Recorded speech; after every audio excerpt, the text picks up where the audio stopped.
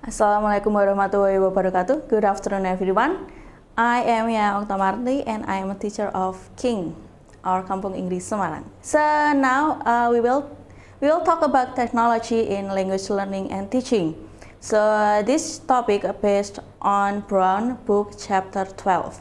So the previous presentation they talk about the curriculum and course design, and then lesson plan, and the third one we have textbook and material. So this is now we will talk about technology in language learning and teaching. So the first one we have the historical development. We have CALL, or computer assisted language learning.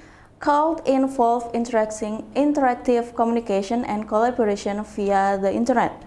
The use of CALL for skill practice existed, but with an increased focus on communicative language use through non-drill activities. Through the use of language games, puzzle, reading and writing exercise, computer use has become more open and humanistic. With the development of the World Wide Web, known simply as the Internet, CALL began to be considered to the key of pedagogical tools as the web grew exponentially, and individual users participate in creating and changing new websites. So CALL is used first on the university students only, but now we can use for all of the students from the elementary and then middle school, senior school, and of course the university students. Okay, let's move on with the MAL, or mobile assisted language learning. It has given teachers more freedom to expand learning outside of the typical classroom setting.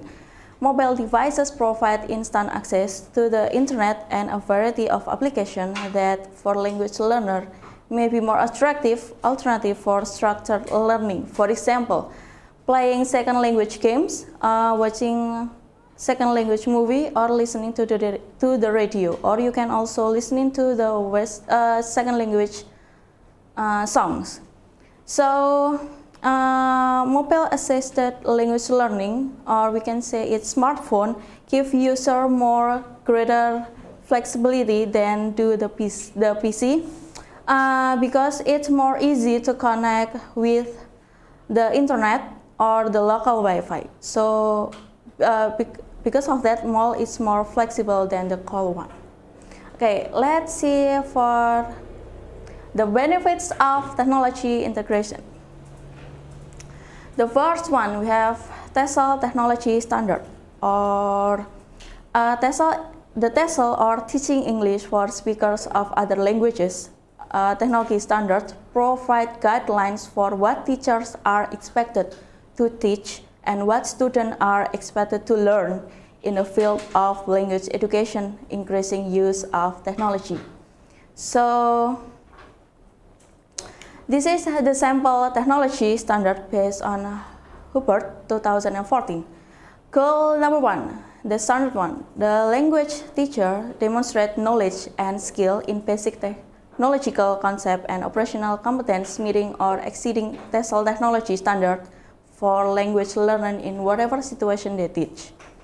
And this means that as a teacher you have to know at least as much about technology for language education as you and the learner standard expect your students to know. So between the students and the teacher, they have to know much about the technology first.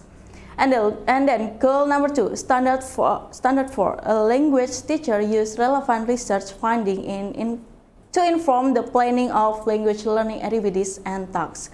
Part of being a professional in any field involves understanding the research base of that field. To teach with technology, you should know not only about the research on second language learning pedagogy, but also about research on integrating relevant technology into your class. So You have to know and you have to understand to teach with the technology. You have to make a research first, and you have to think that this is suitable for your class or not. Okay. Goal number 3, standard number 3. Language teacher evaluate the effectiveness of specific student uses of technology to enhance teaching and learning. This means you gather information formally and informally and use it to reflect on whether a particular program, activity, or task was helpful and what you might do to make it more effective the next time. So I think this is some reflection after you use the technology. It is good for your students or not. So you will continue use this kind of technology or not. Okay, goal number 4, standard number 2. Language teacher regularly reflect on the intersection of professional practice and technological development so that they can make informed decisions regarding the use of technology to support language learning and communication. You keep up to date with the new technology development to see if they can make your teaching and your students' learning more effective. So you are a lifelong learner. So yeah, it is same with I have a similar explanation with the goal number 3, that you have to reflect the technology that you used. It is suitable for your student or not, and you have to keep up to date with the new technology that will appropriate for your class. Okay, now let's see the next benefit of technology integration. The opportunity for interaction. The use of technology, particularly Web 2.0 tools like Facebook, Twitter, and LinkedIn, can improve social interaction among our students. Students improve their proficiency by actively communicating in textual online chat with native speakers of the target language.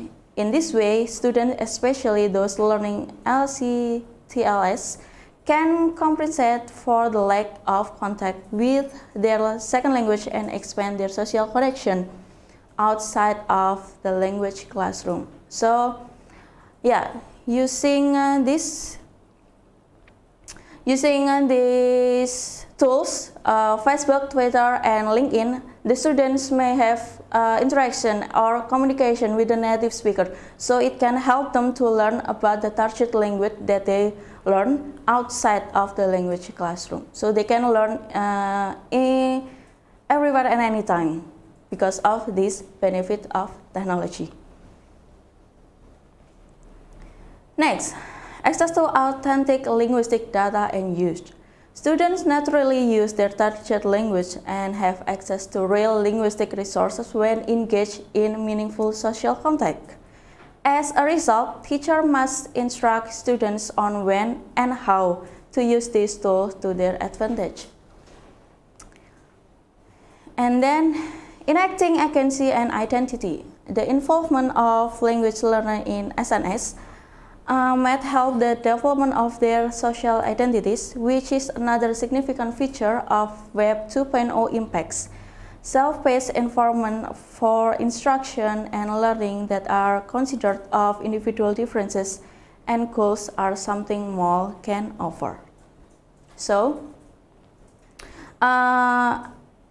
enacting agency and identity and access to authentic linguistic data, it can help the student to learn more about their target language with the social contact. So, but the teacher, they must instruct the students on when and how to use this for their advantages. And let's see. The opportunities for cross-cultural learning. Through online videos, blogs, visual pictures, and photos, digital learning environments may promote cross-cultural awareness and understanding while providing an information about global history and cultural practices. Smartphone and other portable devices can identify a learner's current location and offer a suitable learning experience. So the other benefits that students may know the cross-cultural from the online videos, blog, visual pictures, photo, and digital learning. So they may learn the target language not only, for example, not only in America, but they can learn from British or Canada or etc. So they can learn not about the language but also the culture. So the principle for using technology in language teaching.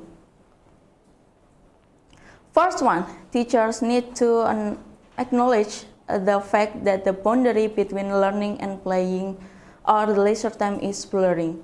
Because we know that when we have, for example, when we have online classroom, sometimes the students will feel bored because they're not on that classroom, but in online classroom. So sometimes the student they will not focus. They will focus on only for 15 until 30 minutes, but when the rest of the time they will not focus on what they have learned. So yeah, it's why the boundary between learning and playing is blurring on the technology in language teaching. And the second one, promote active and collaborative learning activities using technology. So yeah, we can use technology to make a student group, student pair work, so they can actively and collaboratively to make something, or in kampunginggrissemarang we call it as production. So the student have to make a production based on what they learn on that day. For example, when they have a material about tourism or go to somewhere and they have to make a video about it, so the student have to, student use the technology on it to make their learning produce something. And then the third one, provide scaffolding when needed for success task completion. Fourth, keep paragraph concise and use bullet list for online reading text, especially on mobile devices. So usually in online classroom, students, they are not really pay attention on the paragraph, because you know, some students, they don't really like to watch in a many paragraphs. So to make them read the, for example, in a reading classroom, we should use the bulleted list, so it will make easy for them to read and understanding also. So the last one, the teachers need to be aware of the challenge of maintaining up-to-date information, knowledge, and resources available on the internet. So we know that the use of technology, and there's advantage and disadvantage. So this one is, I think this is the disadvantage, because we know when we get the materials that available for now, but then on the maybe in month on in the next month it's not already again, so you have to keep up to date information, not only information but also knowledge and resource. Okay, now let's see the classroom application.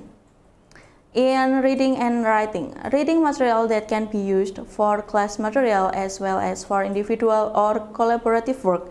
A variety of computer-mediated communication, or CMC, can encourage students to use the target language for authentic and meaningful purposes.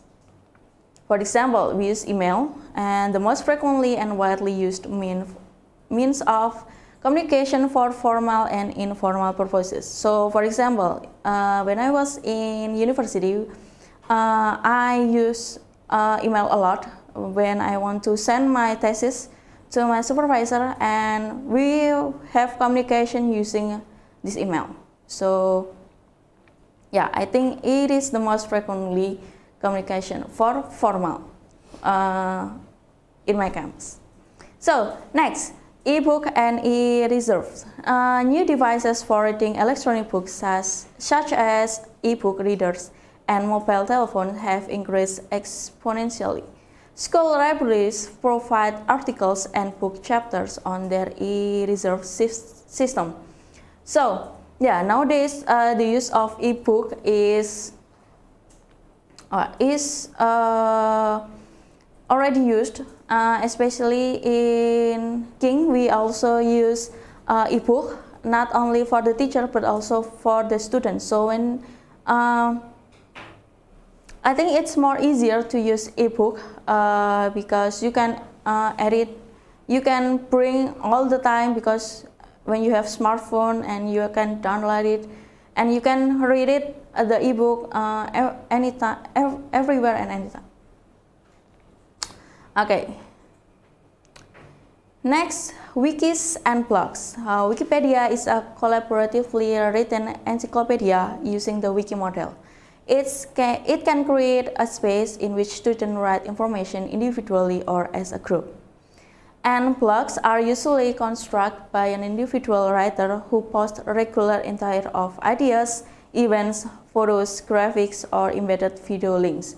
So when I was in the university, in my creative writing courses, we have to make blogs because when we have to make poem or speech, we have to upload it on the blogs. So the advantage of blog, the students can leave comments or like or share their opinion on the blog. So I think it is good to have communication using the blog.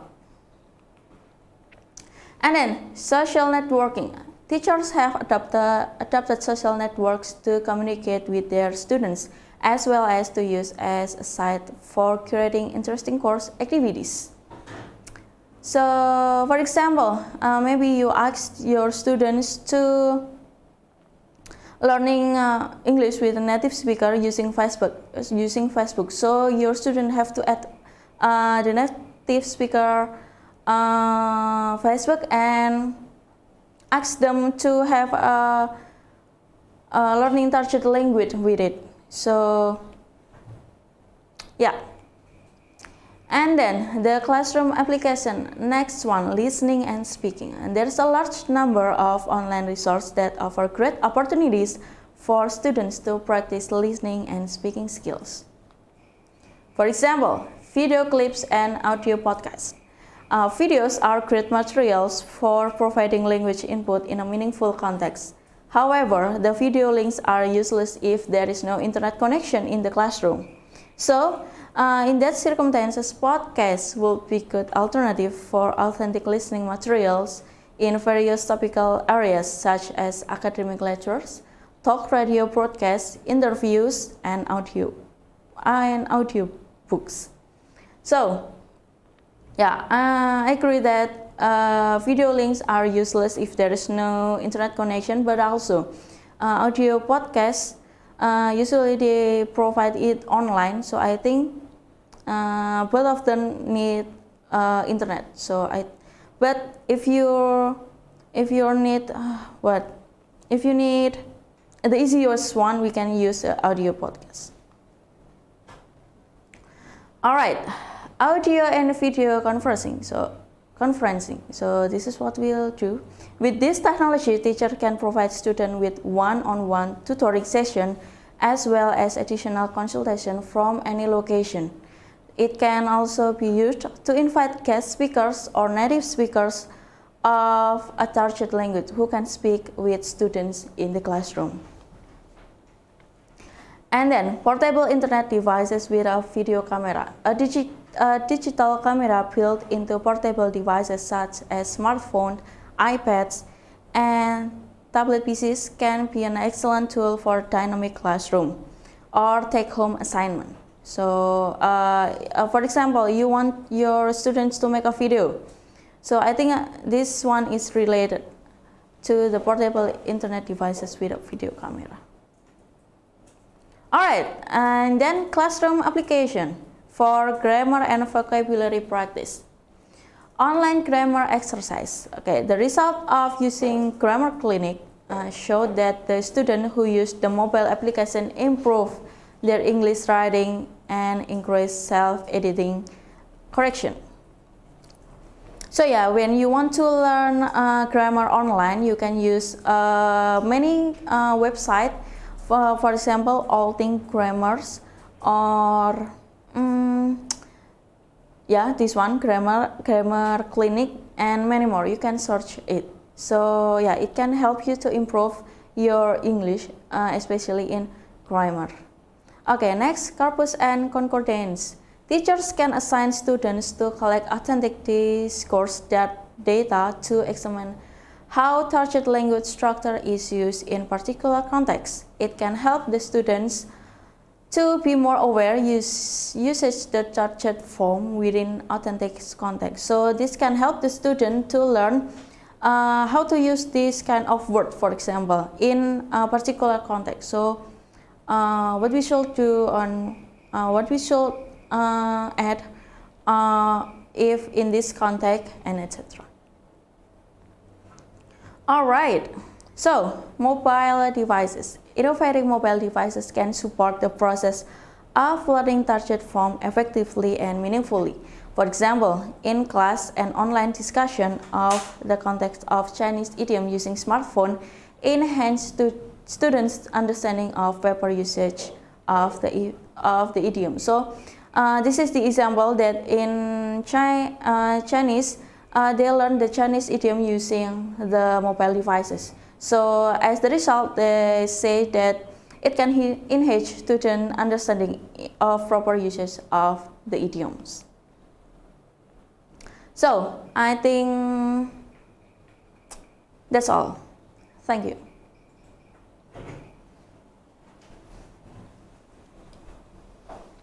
Hi, Ms. Okta. Okay, Ms. Okta, we know that in online learning, which requires mobile device, we cannot control students directly. So my question is, how do you make your students focus on your slides and they do not open other application or videos or maybe games? All right. So thank you, Miss Neni. So based on my experience, I wrote.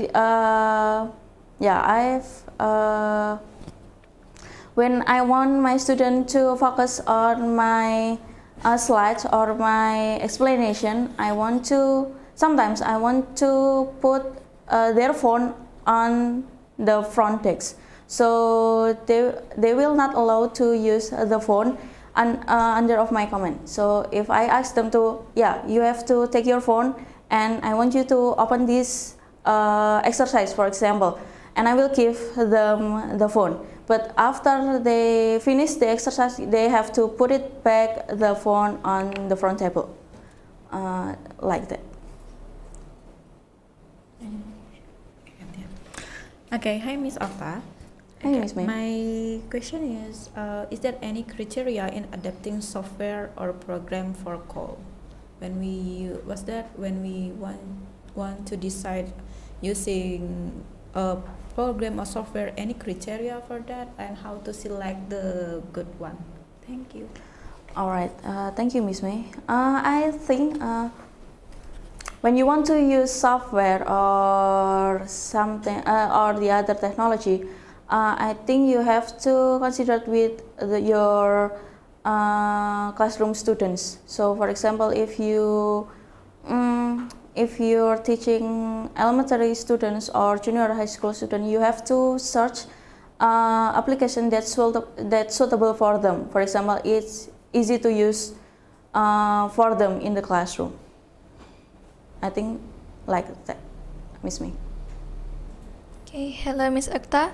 Hi, Miss My Alamat. question is, to what extent the use of technology language in teaching English? Sorry, can you repeat it? Yeah. To what extent the use of technology in language teaching? Thank you. To extent. To what extent? To what extent? Okay, I see. I think based on that, I think you may use the simple one, okay, for your teaching one. Okay, I think you have to find it with that is suitable for your students. Okay, I think that's all right. Okay, Miss Okta. Talking about technology, it's unavoidable, yeah. Even in the offline classrooms, of course, we need to also use the technology. Yes. And when I think about it, when we give or when we think about the activities that we're going to do both in online and offline classes, we should include the technology and also the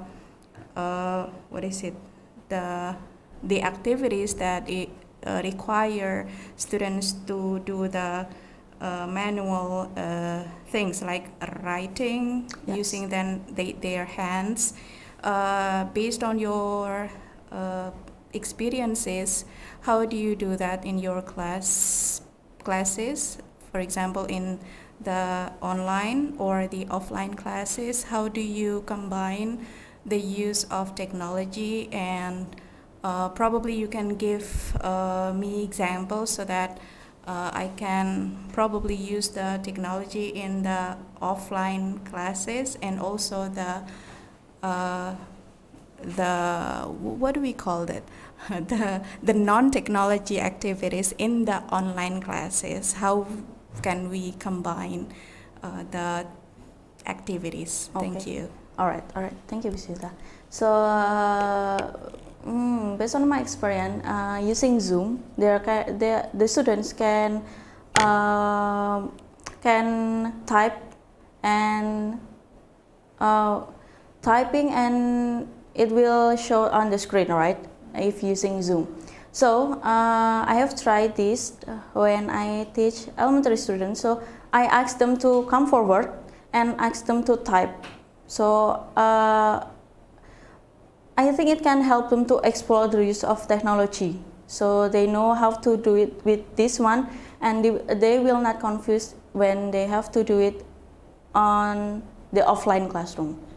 I think that's all. What may happen to a teacher who does not use any technology today in his or her class? Okay, Pak. Yeah, I think, yeah, we know.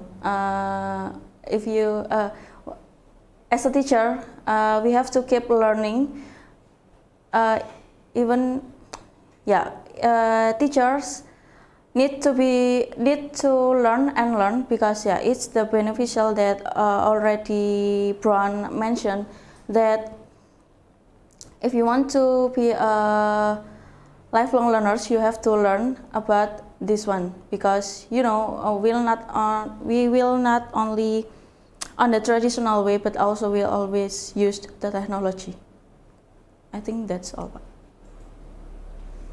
Alright, so thank you everyone. Wassalamualaikum warahmatullahi wabarakatuh.